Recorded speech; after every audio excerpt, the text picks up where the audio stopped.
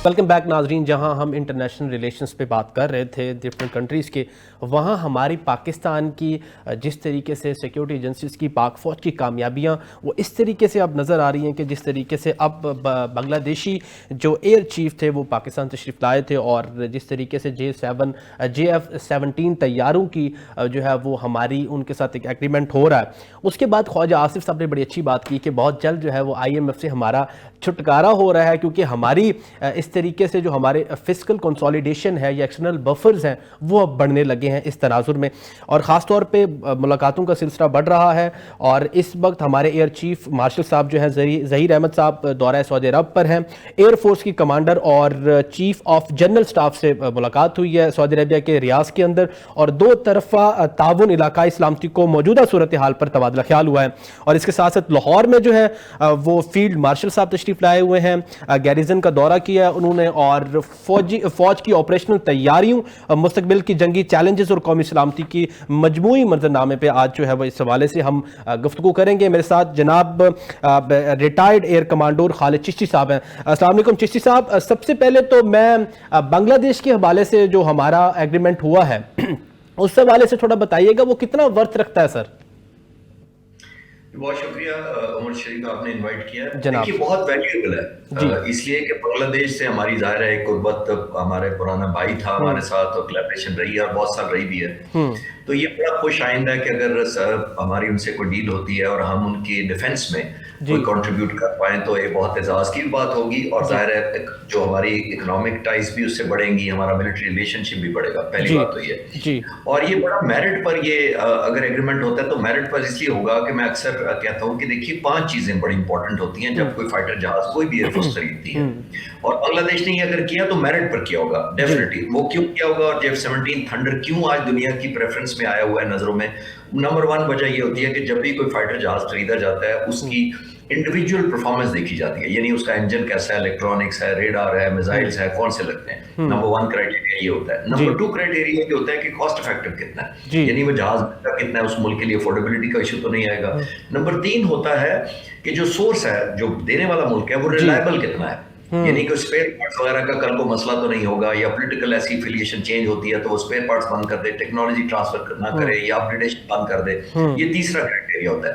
चौथा और most important होता है कि ये जो फाइटर जहाज है ये कॉम्बैट टेस्टेड और बैटल प्रूवन है कि नहीं है, जिसका मतलब इसने कभी जंग में हिस्सा लिया कि नहीं लिया।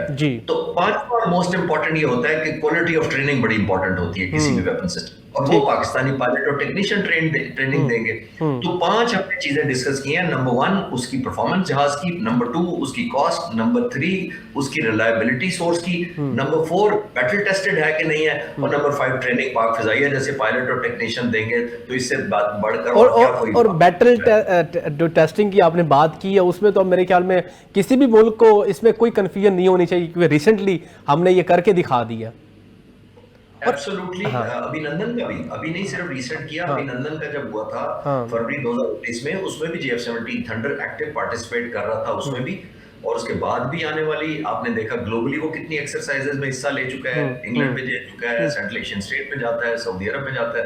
तो अल्हम्दुलिल्लाह ये बैटल टेस्टेड जहाज है, इस वक्त दुनिया इसको मेरिट पर जान रही है, मेरिट पे जान रही है अल्हम्दुलिल्लाह। बिल्कुल। अच्छा, इसमें ख्वाजा आसिफ साहब ने जैसे कहा कि बहुत जल्द, क्योंकि हमारे जिस तरीके से फाइटर तैयारे जो हैं वो उनकी जो खासतौर पे प्रिविलेजेस जो हैं वो हमें इकोनॉमिकली भी स्ट्रॉन्ग करेंगी, और बहुत जल्द हम जो हमारे एक्सटर्नल लोन्स हैं उससे हमारी जान छूट जाएगी।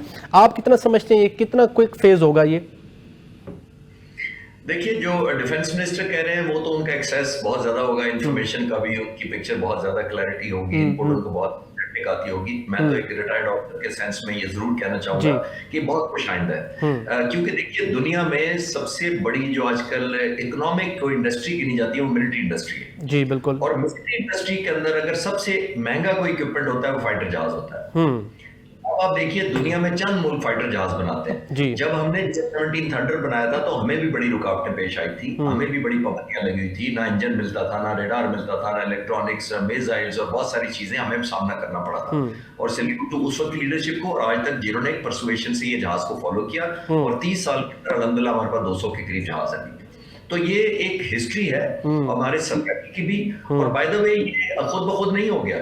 1948 13 अप्रैल को कायद आज़म मोहम्मद अली जिन्ना तशरीफ ले गए थे रिसालपुर एकेडमी। उस वक्त ये स्कूल होता था, इसको कॉलेज का अपग्रेड किया उन्होंने और बड़ी खूबसूरत बात उन्होंने वहां कही थी, वो आपके व्यूअर्स को मैं याद कराता चला कि ये एयरफोर्स की रोशनी और हुक्म के मुताबिक चल रही है। उन्होंने कहा रिसालपुर एकेडमी में कि कोई भी मुल्क कमजोर एयरफोर्स के साथ दुश्मन की जारियत के निशाने पर होता है। पाकिस्तान को चाहिए कि जितना जल्द मुमकिन हो पाक फजाइया को मजबूत करे, जो दुनिया में किसी से भी दूसरे नंबर पर ना हो। ये कायदन हुक्म था, सेकंड टू नन हो। और दूसरी बात उन्होंने उससे भी दिलचस्प और इंटरेस्टिंग भी कही और वैल्यूएबल भी कही। उन्होंने कहा कि खुद इनसारी और सेल्फ रिलायंस में ही पाकिस्तान एयरफोर्स पाकिस्तान के शान शान हो सकती है। जिसका मतलब आप देखिए 78 साल पहले उनका कोई मिलिट्री एक्सपीरियंस नहीं था, वो सीजन वेटरन नहीं थे, फिर भी बात क्या कर गए कि सेल्फ रिलायंस एक पाकिस्तान एयरफोर्स पर लाजिम करार दे गए।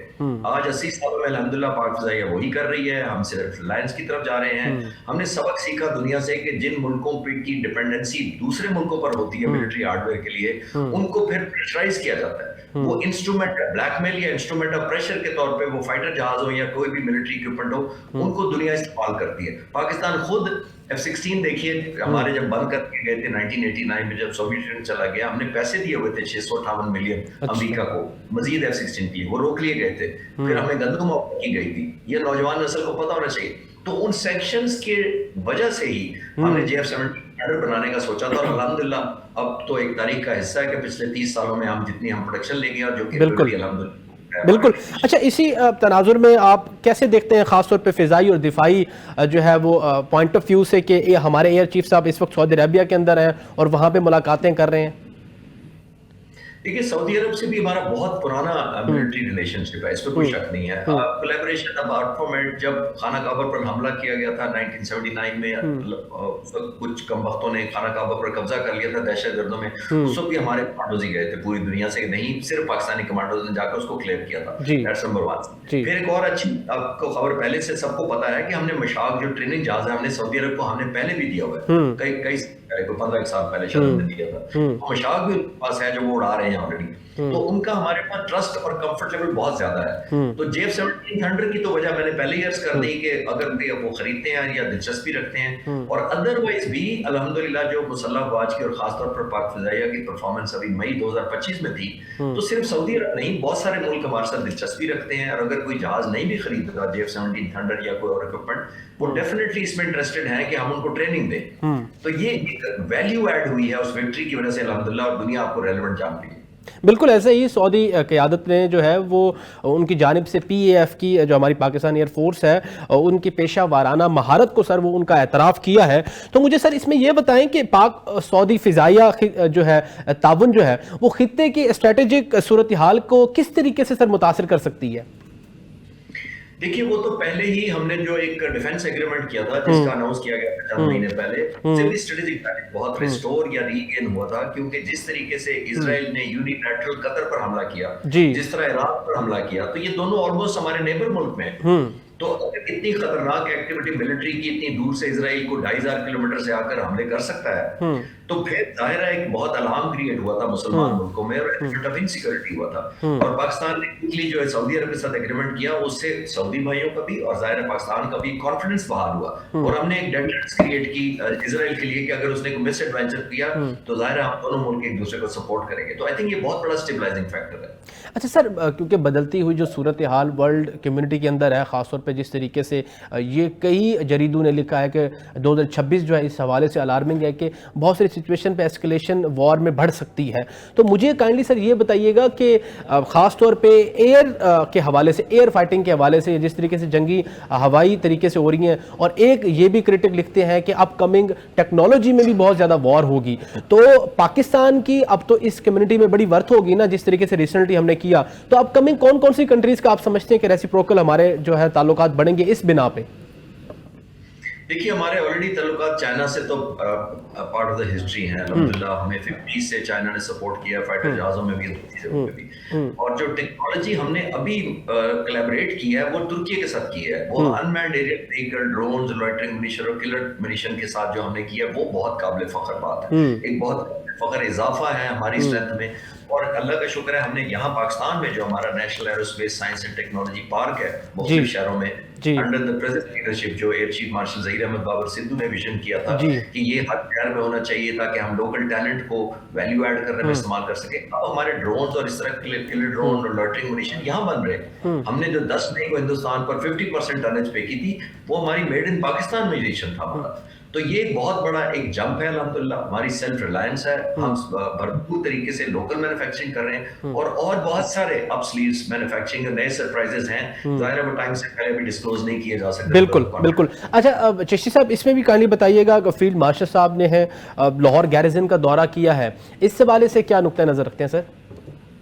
देखिए वो तो उन्होंने हमारा रीएश्योर किया ना, हमारा लोगों को याद कराया और हमारे दुश्मनों को एक मैसेज दिया है कि हमारी जीरो टॉलरेंस है नेशनल सिक्योरिटी को। जी बिल्कुल, तो कोई डाउट किसी को होना ही नहीं चाहिए। बिल्कुल वही हिंदुस्तान ने डिसकैलकुलेट किया था मई के अंदर जब उन्होंने समझा था कि हम बावलपुर पर हमला कर देंगे तो पाकिस्तान की मुसल्लह आफवाज शायद इसको न्यू नॉर्मल समझकर खामोश बैठ जाएंगी। उन्होंने ये समझ लिया था कि हम अपनी मर्जी के टारगेट चुनेंगे और ये डिक्लेयर किया करेंगे कि ये सो कॉल्ड दहशतगर्द थे, तो हमने इनको एलिमिनेट कर दिया।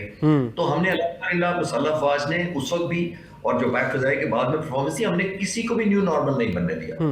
और ईरान की तरफ एक हमला हुआ था, अगर आप याद करें पिछले जी साल बिल्कुल में, नॉर्मल नहीं बनने दिया। तो हम किसी मुल्क को भी ये राइट नहीं देंगे कि पाकिस्तान की सॉवरेनिटी को, पाकिस्तान की सल्तनत को कोई चैलेंज करे, और जाहिर है चैलेंज करेगा तो भरपूर जवाब आना है। अच्छा, और जदीद टेक्नोलॉजी की भी बात की गई और जदीद टेक्नोलॉजी पे मबनी फील्ड ट्रेनिंग मश्क मुस्तकबिल की जंगों के बारे में क्या इशारा देती है सर, इस हवाले से क्या कहेंगे? देखिए जितना आप कॉम्बैट रेडी अपनी प्रैक्टिस करते रहेंगे, दुनिया आपसे उतनी खौफजदा रहती है। मेरा ख्याल है पाकिस्तान और इंडिया का, खास तौर पर मैं एयरफोर्स का कंपैरिजन करने की मुझे इजाजत दें। मैं एयरफोर्स के बेसिस पर जाता रहा हूं पिछले चंद सालों में। नियर वॉर लाइक सिनेरियो में पाक फिजाइया तरबियत करती है।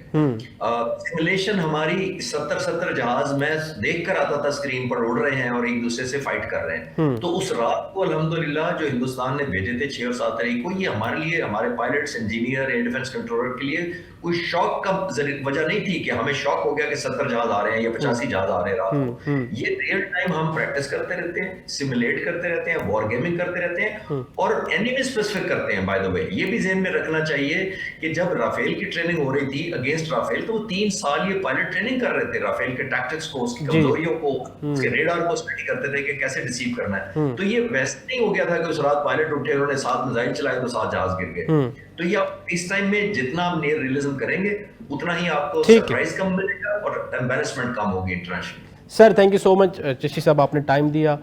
नाजरीन जिस तरीके से बता रहे थे चिश्ती साहब, बड़ी वर्थ और वैल्यूएबल मीटिंग ख़ास तौर पे सऊदी अरबिया के अंदर हुई हमारे एयर चीफ साहब की, और जिस तरीके से पाकिस्तान की सफारती कामयाबियां हैं वो अपकमिंग, जिस तरीके से चिश्ती साहब ने कहा कि खुश आइंद होंगी ख़ास तौर पे हमारी इकनॉमिक ग्रोथ के हवाले से भी, और उसके साथ साथ क्योंकि हमारी पोलिटिकल स्टेबिलिटी भी है वो भी एक बहुत बड़ा एम्बिट है जो ज़रूरी है और मामला नागुज़ीर है। नेशनल रिकॉन्सिलिएशन जो इंटरनल सीज़ फायर की हमने बात की, इसी हवाले से प्रोग्राम के अगले चंक में बात करेंगे। और क्योंकि अभी एक ब्रेक का वक्त हुआ है, छोटी सी ब्रेक के बाद फिर हाजिर होते हैं। विल बी राइट बैक इंशाल्लाह।